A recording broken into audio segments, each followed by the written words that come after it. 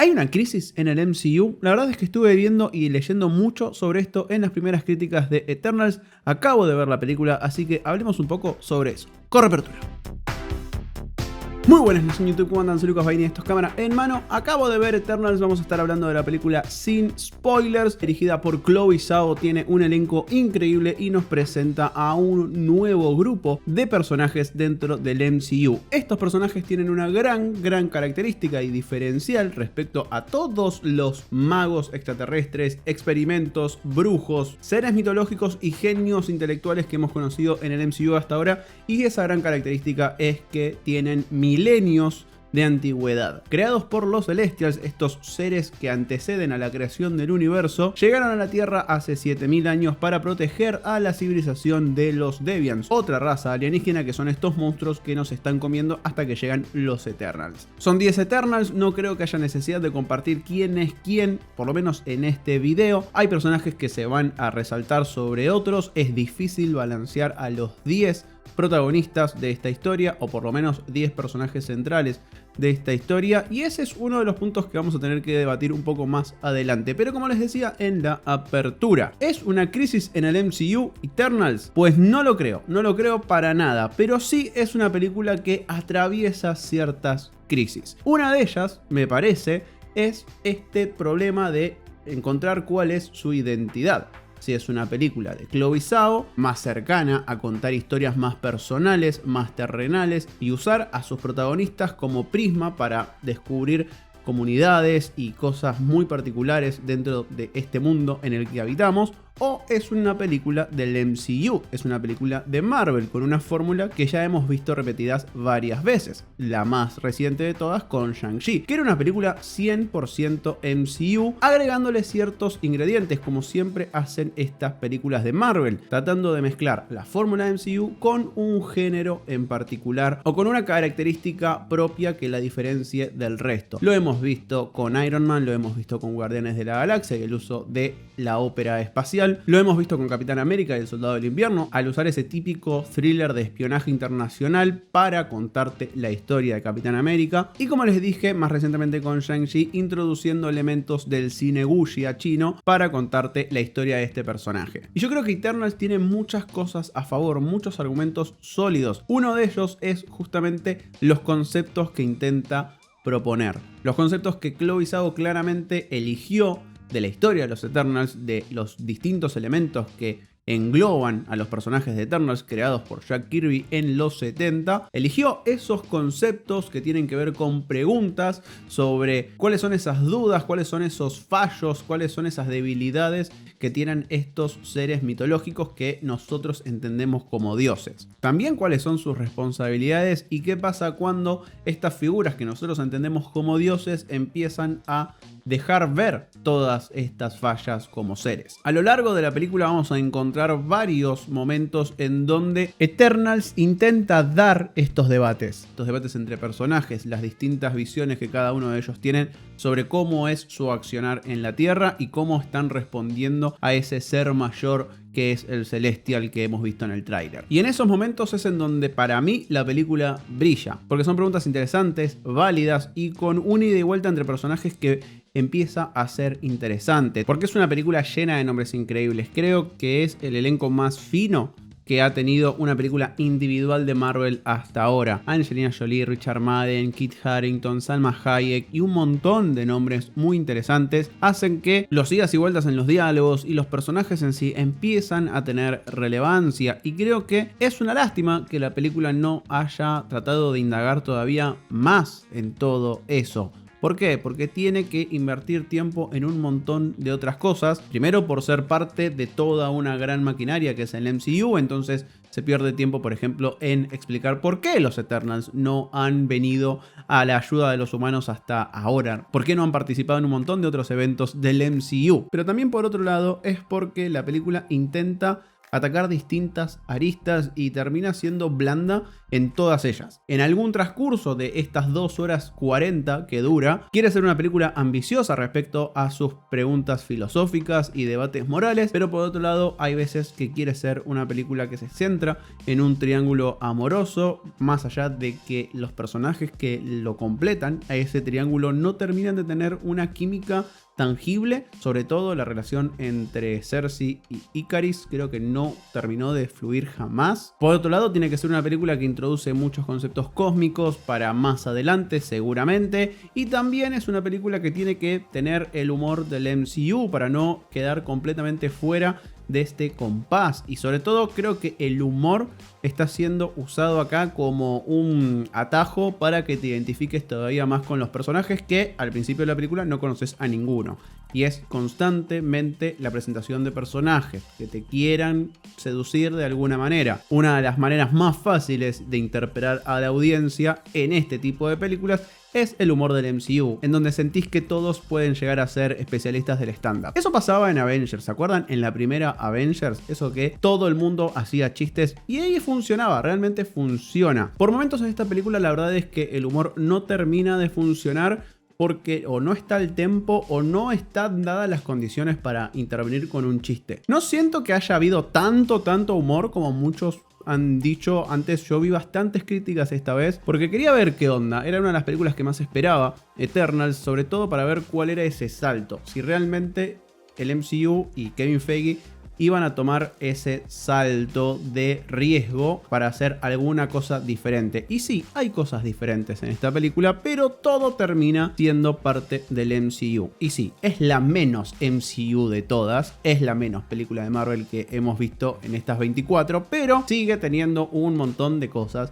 de Marvel. Y creo que en este caso, más que una plataforma para crecer, es una especie de chaleco de fuerza que le ponen en la película. Podría haber sido mucho más interesante el debate, la perspectiva de estos personajes y también el estilo de Chloe Zhao, el estilo visual y narrativo de Chloe Zhao podría haber tenido mucho más peso con estos personajes y contando este tipo de historias, que son personajes milenarios, todopoderosos y que están en medio de un debate moral muy fuerte. Desde lo visual también tenemos esta especie de crisis de identidad. Es la que más real o tangible se siente de todas las películas de Marvel, porque hay mucho de darle entidad a los entornos en donde van a desarrollarse todas estas escenas. Porque sí, Chloe Zhao insistió en usar la mayor cantidad de locaciones reales que se puedan, y sí, ahí están. Es hermoso el uso de los entornos en esta película, porque temáticamente tiene sentido. La única cosa, el único elemento en la Tierra que puede hacerle frente a toda esta historia milenaria que cargan los Eternals son las locaciones, son los lugares, son esos desiertos, son esas montañas que han estado ahí transformándose muy lentamente durante miles de años, y es lo que la película te quiere comunicar que está sucediendo con sus personajes. A lo largo de estos 7000 años todos se han convertido de a poquito en otras personas con pensamientos distintos, y eso hace que estas 10 personalidades entren en conflicto. El tema es que arriba de esos paisajes increíbles naturales y las luces, también Chloe Zhao es alguien que usa pocas luces artificiales, siempre usando la luz natural como gran fuerza motor. Arriba de todo eso hay un montón de efectos especiales cuando es la hora Marvel de cagarnos a piñas. Porque sí, hay varias secuencias de acción, están buenas, pero los Deviants son tan genéricos y las peleas están muy bien, pero tampoco encontramos nunca nada que no se haya visto, no en otras películas, sino en el MCU mismo, que empiezan a resaltar mucho más que si estuviese todo hecho en CGI. Entonces todo ese esfuerzo de contarte a través de lo visual termina siendo opacado por las peleas en CGI, que en contraste con ese fondo natural se notan mucho más. A mí Shang-Chi me había gustado mucho, sobre todo la primera mitad de la película, porque introducía esto, un nuevo estilo de mostrar escenas de acción en el MCU, metía aire fresco a uno de los aspectos en donde más foco siempre se hace en las películas de Marvel, que es la comedia de acción. En este caso, lo que le aporta Eternals al MCU y lo que le aporta Chloe Zhao a la película es esto, son un montón de cuestionamientos interesantes que terminan siendo opacados por la necesidad de introducir otros temas y otros momentos. Y ahí está el gran tema que tiene esta película, de por qué siento que le están pegando mucho y creo que de más. No es la historia lo que está mal, es el guión lo que no termina de funcionar, porque no puede estar haciendo malabares con tantas cosas al mismo tiempo y siempre termina de alguna manera yéndose por la solución más fácil. Cuando te quieren contar la historia de todos y de cómo la evolución humana empezó a afectar a cada uno de ellos, te lo cuentan siempre de la misma manera, que son flashbacks. Y cuando introducís tantos personajes, eso requiere de muchísimos, pero muchísimos flashbacks, lo que va a cortarte el clima de cada escena que te terminó enganchando. Por eso para mí la película introduce elementos interesantes, temas interesantes, la historia no está para nada mal, pero todo está ejecutado de una manera que se nota hay poca experiencia detrás. Y no es sorpresa, vas a la lista de guionistas y además de Chloe Zhao, que escribió la historia, no particularmente el guión, hay otras 3 personas que tienen poca experiencia escribiendo guiones de este tipo de producciones. Patrick Burleigh viene de escribir la saga de Peter Rabbit y Ryan y Cass Firpo ni siquiera tienen experiencia escribiendo un largometraje de ficción. Entonces sentís que se repiten los recursos una y otra vez en lugar de crear algún otro tipo de solución para contarte las experiencias e historias de cada uno de estos personajes. Podría haber sido una discusión entre 4 o 5 de ellos trayendo a colación distintos momentos en su historia, algo así,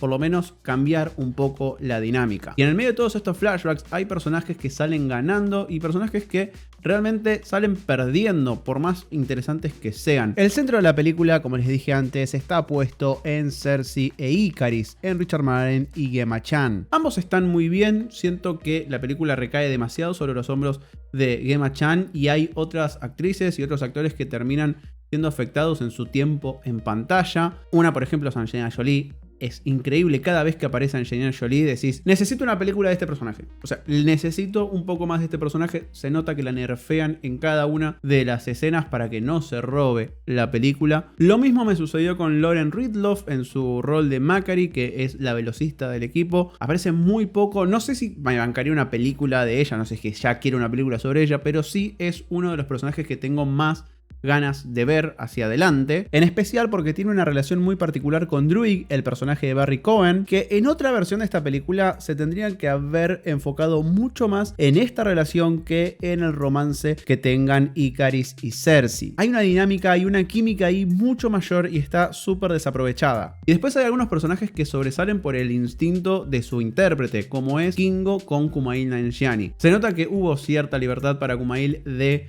desenvolverse en ese instinto cómico que tiene y eso hace que Kingo sea más efectivo como personaje. No sé si es como mi favorito, pero encontró cierto aire. Después hay otros personajes que lamentablemente no terminan de impactar. Sprite es uno de ellos, me duele, pero Gilgamesh es otro de ellos. Kit Harington en esta película, la verdad es que se nota que es más una presentación que otra cosa, y la verdad es que era uno de los riesgos de Eternals, que con tantos personajes las presentaciones y la relación que vos construís con ellos se vean de alguna manera afectados. Dicho todo esto, mientras estoy subiendo este video se están subiendo las críticas a Rotten Tomatoes, que es este sitio que indexa distintas reviews y te da un porcentaje de cuánta gente le gustó esta película. Y ahora mismo ese porcentaje está llegando al 66%, que pone a Eternals como la película con peor promedio en el sitio de todo el MCU. No significa absolutamente nada. No significa absolutamente nada. Por ejemplo, una película que está empatada en ese promedio es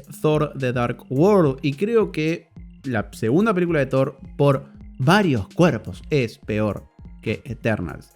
Eternals no es una mala película. Es una película que tiene una ejecución floja de sus ideas, tiene conceptos interesantes, tiene personajes y momentos súper interesantes, pero muchas veces cae en la simplificación, cae en la trampa de querer ser varias películas en una y cae en la trampa de la sobreexplicación, que hay mucha explicación sobre un montón de cosas. Hay mucha explicación sobre cómo funciona este mundo creado por los Celestials, cómo funcionan los Eternals, cómo funcionan los Deviants, cómo funciona este origen del universo, y también hay mucha explicación sobre cómo se siente cada uno de los personajes. No deja nada a la imaginación esta película o a la interpretación. Todo el tiempo los personajes están explicando cómo se sienten, y eso también empieza a ralentizar el cuento, y por eso llegamos a las casi 3 horas de película. Pero honestamente no se me hizo larga, no me aburrí nunca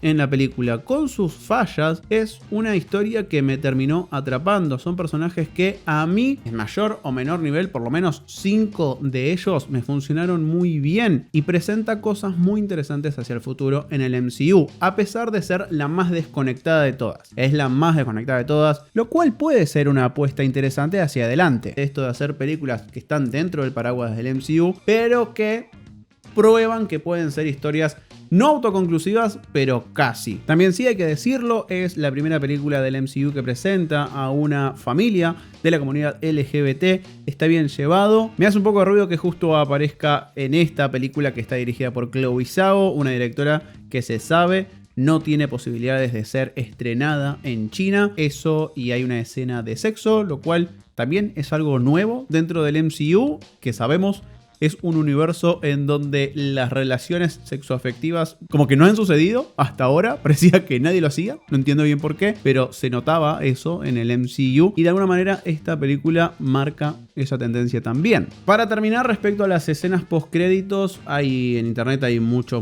ruido ya alrededor. Les recomiendo que se alejen lo más posible. Son dos muy interesantes, muy fuertes, mucho más concretas de lo que pasó con Shang-Chi. Son esas escenas postcréditos fuertes en el MCU y abren una posibilidad hermosa. Se va a venir, por supuesto, un video explicando esas dos escenas postcréditos. Y antes de irme quiero contarles algo, porque estamos a 250 suscriptores de los 200.000 suscriptores en cámara, en mano acá en YouTube. Y yo había prometido algo que lo destaqué más en Twitch, pero también estuvo en el último debate que hicimos de What If. Si llegábamos a los 200.000 suscriptores antes del 1 de noviembre, me iba a tener el pelo de violeta en honor al estreno y a la era de Hawkeye, que empieza a fines de noviembre. Así que si estás ahí, es la primera vez que nos ves, bueno, yo soy Lucas, vas a notar un cambio de look muy fuerte en los próximos videos. Y si ya estabas por acá, invita a un amigo, así pasamos esa meta increíble que son los 200.000. Una locura, yo no pensé nunca que íbamos a llegar a este lugar. Vamos a hacer dos cosas. Primero, el viernes voy a estar haciendo un stream en Twitch especial para llegar a esos 200.000, así que están más que invitados. A eso de las 6 de la tarde vamos a hacerlo. Y después voy a hacer el primer video de preguntas y respuestas. Ustedes hacen sus preguntas sobre cualquier cosa que quieran saber sobre mí, sobre el canal, sobre películas y series, y yo voy a hacer un video especial sobre 50 preguntas que me hagan. Yo voy a estar subiendo un tweet a mi Twitter en donde ustedes van a tener que ir subiendo sus preguntas. Y para resumir, creo que Eternals es una apuesta muy interesante de Marvel. Es la menos MCU de todas. Tiene cierta crisis de identidad, pero para nada es una crisis dentro del MCU. Simplemente es un paso más adelante, es un paso a la exploración y a buscar qué funciona y qué no dentro de estas pruebas. Introduce personajes interesantísimos y conceptos que espero puedan ser desarrollados en una próxima película de Eternals o en otra película del MCU. Y ese es el final del video, espero que lo hayan disfrutado. Si seguís por acá, no te olvides del like, no te olvides de la suscripción, y bueno, cuando vean la película, pásense por acá a decir qué les pareció. Sin más, nos vemos en el próximo. Si vos querés, chao.